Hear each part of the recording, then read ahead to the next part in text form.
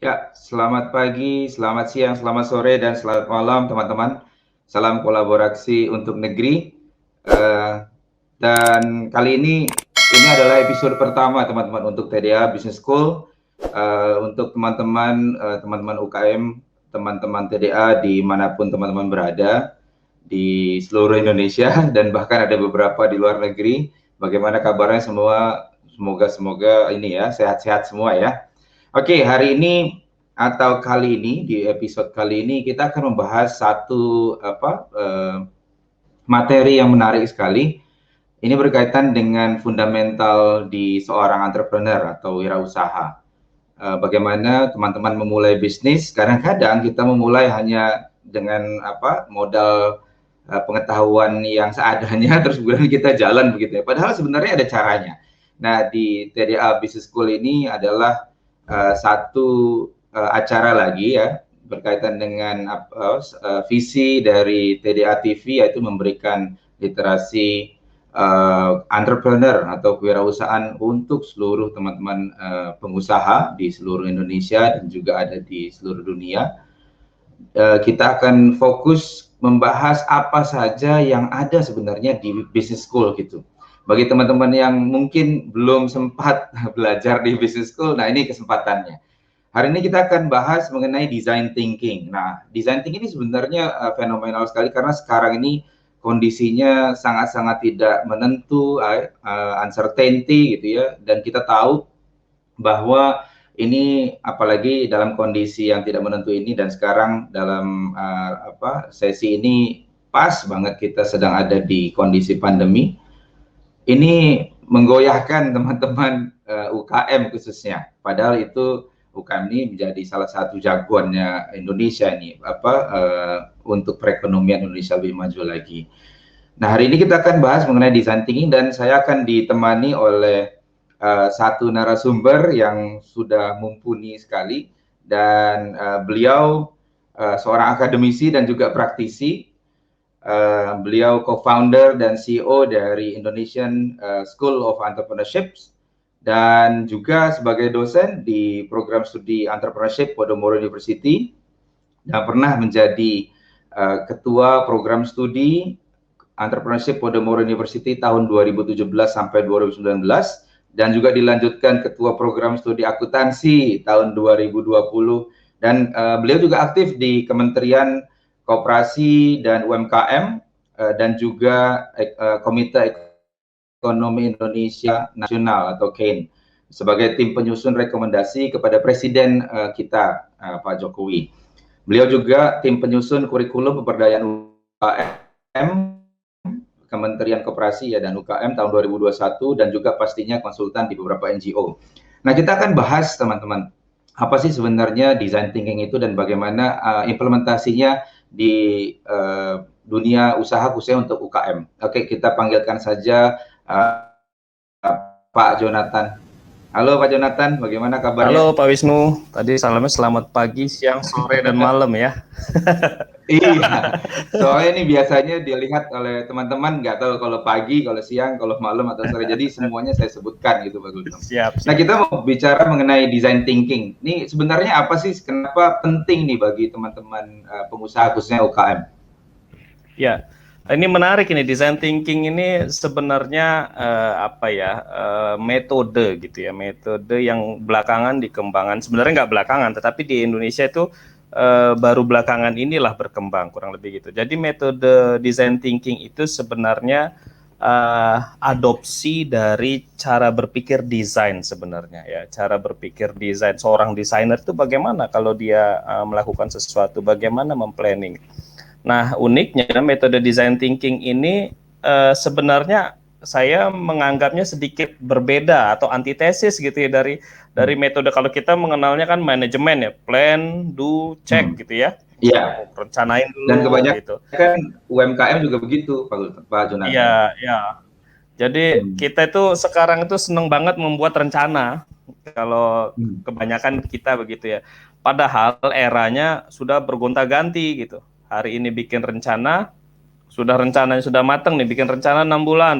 rencananya sudah matang, baru mau dieksekusi keadaannya sudah berubah. Jadi karena eranya sekarang itu sudah sangat berubah, saya melihat bahwa sudah less relevan lah, tidak terlalu relevan sebenarnya kita menggunakan plan do check, apalagi untuk yang startup. Nah, design thinking itu sebenarnya menjawab, karena kita berpikir bagaimana seorang desainer itu bertindak, kurang lebih begitu.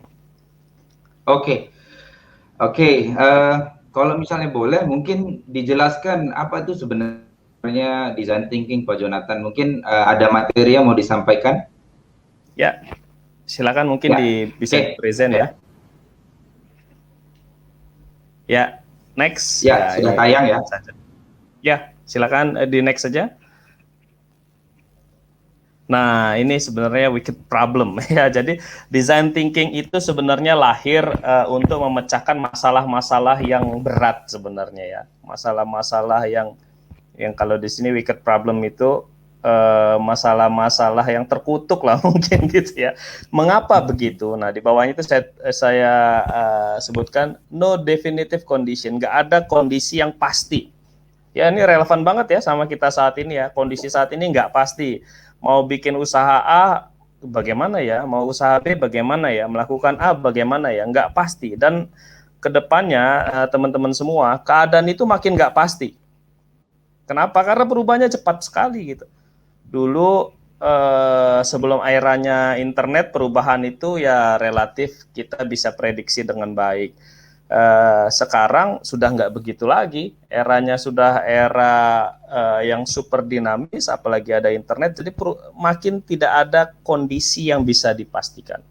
Nah, pertanyaannya kan bagaimana nih gitu kan, kita nggak bisa bikin planning itu kan syaratnya adalah kita tahu kita bisa memproyeksi masa depan, kita bisa mengukur masa depan. Sekarang nggak bisa diukur masa depan. Contohnya pandemi ini, siapa yang bisa mengukur pandemi sebelumnya? Di bulan Januari itu saya ngobrol sama teman-teman masih bilang, paling 2 bulan beres itu, nggak masuk kemana-mana. Ternyata sekarang kita udah setahun sekarang lebih ya? masih begitu. Nah, yang berikutnya, there is always more than one possible solution. Nah, jadi ini juga, jadi solusi untuk segala sesuatu itu nggak cuma satu.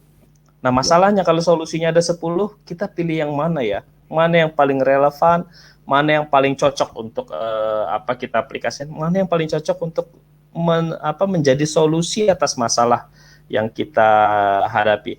Inilah dasarnya kenapa design thinking itu hadir. Nah, kurang lebih seperti itu.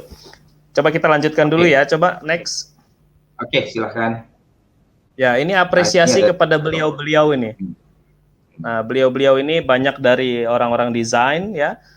Mungkin nggak terlalu terlihat, tetapi belakangan yang banyak mengembangkan itu menjadi ini adopsi cara berpikir orang desain. Orang desain itu berpikirnya dia visual, dia berorientasi kepada customer, kan begitu ya orang desainnya berpikir.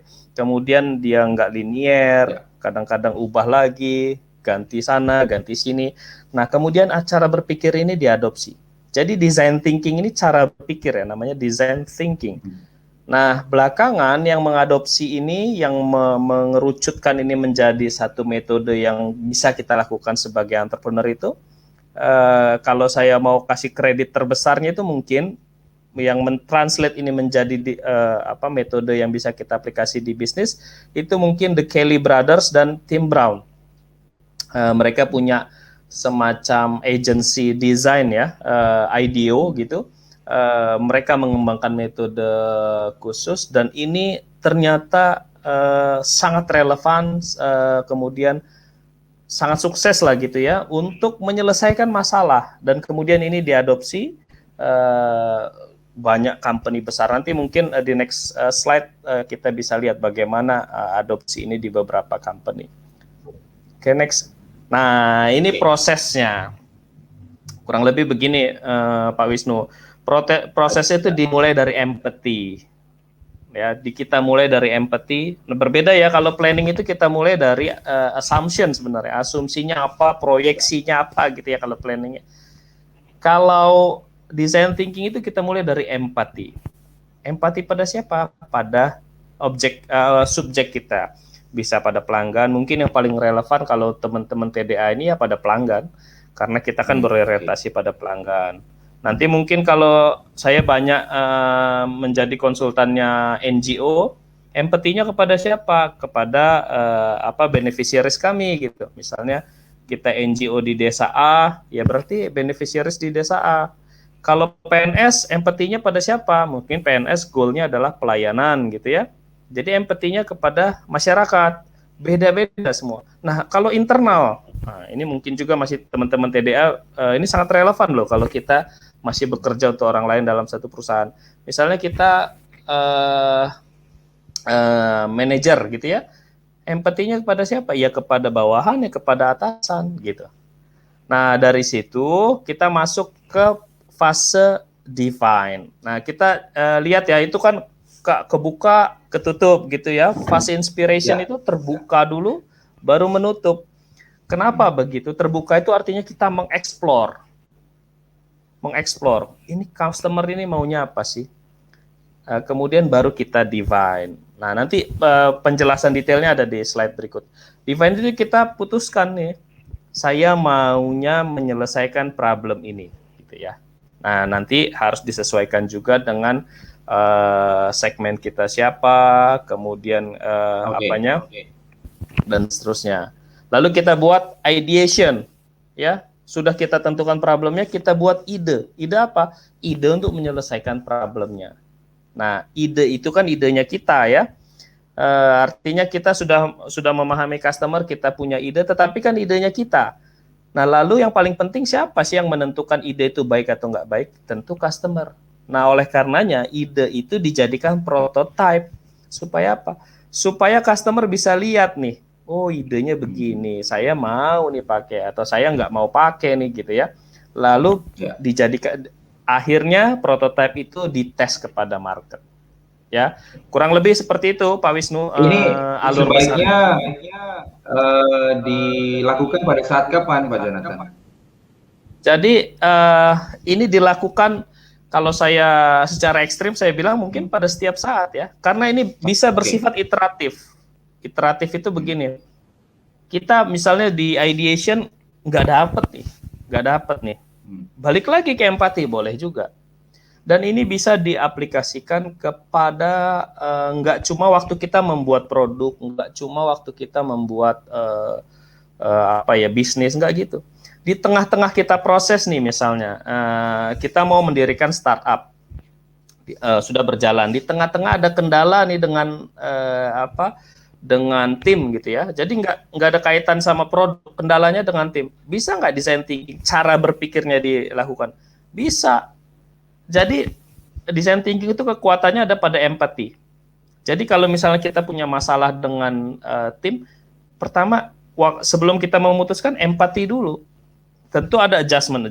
Kemudian kita empati itu kita cari tahu dengan stakeholders lah, berarti kalau tim, dengan teman tim kita seperti apa. Cari tahu masalahnya apa sih, keinginannya apa, kemudian hambatannya di mana. Baru kita kerucutkan, kita define tuh. Oh, berarti kita yang harus kita pecahkan ini. Lalu kita lakukan dan kembali lagi market validation. Market validationnya kepada teman tim tadi, bilang ini yang kita lakukan sudah oke belum nih. Nah, kurang lebih begitu. Jadi bisa dilakukan di banyak hal dan ini menjadi pola pikir kita kehidupan sehari-hari bahkan. Gitu Pak Wisnu. Oke. Jadi kalau tadi saya simpulkan berarti ini adalah pola pikir ya berarti ya. Jadi teman-teman pengusaha setidaknya pada saat dia mau, bahkan sebelum launch atau pada saat kapanpun sudah di launch dan sebagainya, itu bisa dilakukan. Mulai dari empathy gitu ya, dari empathy itu kalau bahasa apa ya, kita mungkin mengerti customer gitu ya, seperti yang Pak Jonathan tadi bilang ya. Mengerti customer, mencari tahu permasalahan. Jadi permasalahan itu penting banget berarti ya buat pengusaha. Jadi mencari permasalahan dari customer itu Pak Jonathan ya. Dan kemudian membuat setelah define, kemudian membuat idenya gitu, ide solusi dari permasalahan yang ada, kemudian dibuatlah prototipe supaya si customer tahu tuh, gitu ya berarti ya. Oke. Sip, kalau misalnya begitu mungkin kita akan bahas di sesi berikutnya Pak Jonathan, nanti lebih detail mengenai desain thinking, apa namanya yang harus dimiliki oleh seorang pengusaha gitu ya pada saat dia mengaplikasikannya sampai detail cara-caranya ya. Oke, Siap, siap. teman-teman TDA di seluruh Indonesia, oke, kita akan masuk ke sesi berikutnya. So stay tune di TDA TV, khususnya di TDA Business School ya. Sampai ketemu di sesi berikutnya. Salam kolaborasi untuk negeri. Oh, di sini ada Nah, prinsipal. Ini apa nih, oke. Pak Jonathan? Jadi design thinking itu setidaknya ada 4 prinsip ya. Jadi kita melakukan design thinking itu juga harus mempertimbangkan hal-hal di bawah ini ya.